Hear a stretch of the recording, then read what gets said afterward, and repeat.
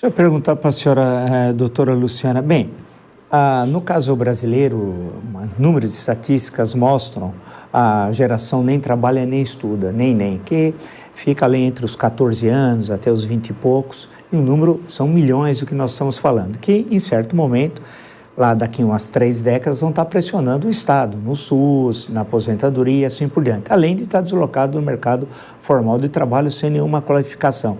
A senhora que presta assessoria jurídica ao Centro das Indústrias do Estado de São Paulo, que já tem 100 anos nessa história, e devemos a uma grande figura que é o Roberto Simpson, uma figura histórica, e como historiador também, além de grande empresário. Como é que fica essa questão de falar em jornada de trabalho?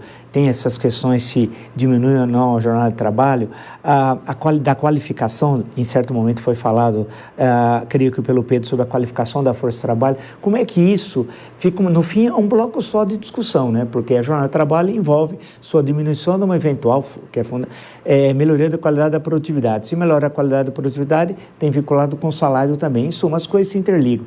Como é que uma entidade tão importante e secular se posiciona? Eu sei que a senhora não está como representante da CIES, mas nas discussões que a senhora acompanha.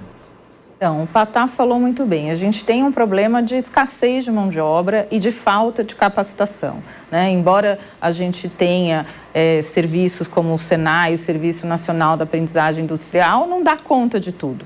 A gente tem aí essa juventude que você mencionou, que está carente de educação e de capacitação. E isso pode ser um grande problema em relação à redução de jornada, porque se vamos trabalhar, por exemplo, como está na PEC 8, lá da Erika Hilton, que seria uma jornada de 4x3, não podemos fechar as farmácias, os hospitais, os aeroportos na quinta-feira, né? Então, se vamos trabalhar somente 4 dias, teremos que contratar pessoas para suprir essa demanda, os escalistas ou os folguistas, né? Como nós chamamos. E a gente vê que hoje, com a jornada que já existe, as jornadas negociadas para a indústria, para o comércio, para a agricultura, a gente já tem esse problema, já enfrenta essa escassez de mão de obra.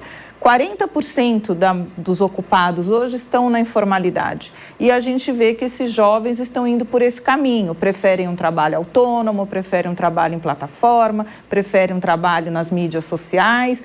E essa juventude que não quer aquele contrato formal sob tutela da CLT. Então, é um grande desafio que nós enfrentamos hoje, é a escassez de mão de obra. Vou fazer um gancho para o doutor Pedro. O que a doutora Luciana está falando, e nós, de certa forma, discutimos ontem aqui de passagem, a questão da formalização das relações do trabalho. A CLT, durante largo período, foi considerada uma conquista dos trabalhadores. Veio do Estado, nós estamos falando do Estado Novo, mas foi considerada uma conquista lá desde 1943. Mais recentemente, nos últimos anos, ela recebe ataques constantes daqueles que dizem o seguinte: eu quero enriquecer, não quero ser seletista. Parece uma oposição entre construir a sua vida e seu futuro e a CLT, como se ela fosse uma amarra que impedisse que o trabalhador no futuro pudesse construir uma família, educar seus filhos e assim por diante. No campo seu, direito do trabalho, nós temos toda essa tradição do Brasil que marcou o século XX e o século XXI. Como é que fica? Por que a CLT é tão mal vista hoje se, na minha leitura, eu sei que ela tem a sua importância histórica, mas não me esqueço que em certo momento o presidente Lula, quando era líder sindicalista, disse que a CLT era o AI-5 dos trabalhadores, o que é, convenhamos, um absurdo. Conheço essa frase. A CLT, como o próprio nome diz, é uma consolidação de leis. Não é uma criação que foi ali em 43, o Estado Novo chegou, vamos criar do nada isso. A lei de férias, a primeira lei de férias é de 1925. Essas leis da jornada, que colocam um limite de 8 horas de trabalho diário e era 48 semanal, são de 32, 33. Isso vai ser consolidado na CLT. Ali foi um momento de criação de um mercado de trabalho. Com a crise de 29, precisou, né, se voltar para o mercado interno e a CLT faz parte desse momento. E é uma lei que eu não vejo ela, eu disse que ela é muito caduca, que ela é ultrapassada. Ela não é. Se for analisar a legislação de outros países, a legislação trabalhista de outros países, em que você tem o sistema capitalista de produção, que você tem trabalho subordinado, trabalho assalariado, são muito semelhantes. As definições de empregador e empregado são muito semelhantes. Mesmo legislações novas, que passaram por reformas novas. O que me parece que há é que a CLT, do ponto de vista do empresário, do ponto de vista de quem produz, a concorrência impele a que se reduzam os fatores de produção. O trabalho é um deles. E a redução do fator de produção trabalho, ela se passa também pela demonização da CLT. A CLT a constituição de um padrão mínimo, ele tem um custo, né? Mas é como o Patá colocou, tem que tipo de sociedade queremos. E para reduzir esse custo, é preciso desconstruir uma parte da legislação social. E isso não se faz sem muita luta ideológica, sem uma pressão.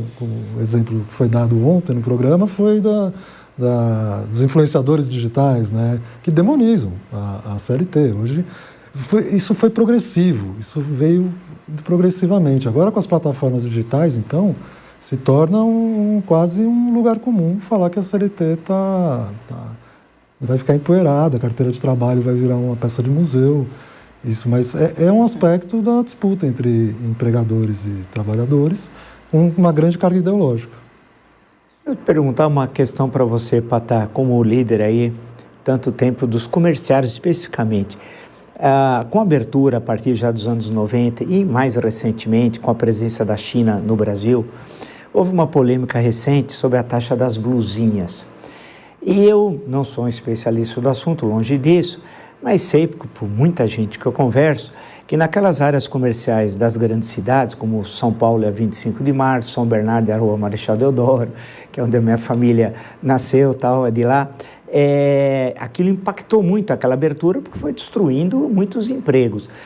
Como é que isso realmente ocorreu no caso dos comerciários e criou prejuízos ao número de contratações, aumentou o número de demissões, diminuiu em média os salários ou não? Porque isso coloca uma questão que envolve a globalização, né? E alguns falam defender o mercado nacional e defender aqueles que são ineficientes. É uma leitura também ideológica. Por favor, no seu caso, Patá, dos comerciários, especialmente aqui de São Paulo, o que aconteceu? Olha, eu vou dizer, eu agradeço muito essa pergunta, porque eu tive uma influência, sem falsa modéstia, na alteração da legislação com relação a esse tema. Sim. Eu fiquei sabendo, eu tenho uma relação muito boa com a área empresarial, porque nós negociamos. Se você não tem uma boa relação, você não faz acordo, não tem que estar sentado na mesa, conversando. E eu tenho esse meu estilo, que a Luciana conhece bem, um pouco às vezes aguerrido, mas bastante... vamos dizer, bem leve. Aí eu fui procurado, por incrível que pareça, pelo dono da Avan, Luciano me ligou, me convidou, fui conhecer a empresa dele lá em Brusque, me apresentou um projeto, falou, olha, Patá, olha o que está acontecendo. Eu realmente não sabia, isso faz uns 3 anos, eu desconhecia. Olha o que está acontecendo. Está chegando dezenas de aviões lá em Cumbica e em Viracopos, com produtos da China, que eram isentos na época até $50, mas tinha o tal do dumping, né? Porque custava com certeza uns $100 na China e vendia aqui por $50. E isso estava quebrando as empresas. Aí nós tivemos uma reunião com Flávio Rocha, com vários empresários, e eu me dispus, porque na época eu fui viajar com Lula para a China. Coincidentemente eu fui para a China em 2023. Levei o projeto, só que eu não falei para o Lula que era do Luciano da Van, porque senão ele rasgava o projeto. Fiquei quieto. Aí... O Haddad gostou e ele já, na hora, já queria iniciar um processo de taxar. Mas aí houve alguns problemas, vai taxar o povo que compra, vai ser prejudicado e assim por diante. Aí demorou mais um tempo e aí veio a taxação, que foi em 20. Mas mesmo assim, eu acho que ainda há prejuízo. Lógico, a concorrência, a importação, a exportação, o mercado, ele deve ser obedecido. Mas quando existem situações, como no caso específico dessa, estava quebrando empresas pequenas, mas não estavam conseguindo concorrer, porque vinha aí blusas de 10 reais e a loja não conseguia vender por menos de 50, quebrando indústrias pequenas e assim por diante. Eu acho que se restabeleceu, não é? essa questão. E esse debate é importante para mostrar que trabalhadores e empresários, nós estamos buscando a mesma coisa. Nós queremos empresas fortes, brasileiras, solidificadas, que empregam, que paguem, reduzem a jornada e que, na realidade, dê ao nosso país uma condição, um país rico como o nosso, dê condições satisfatórias para o consumidor. Não há dúvida que o consumidor estava recebendo um benefício, não é? Mas um benefício que estava trazendo prejuízo para a sociedade.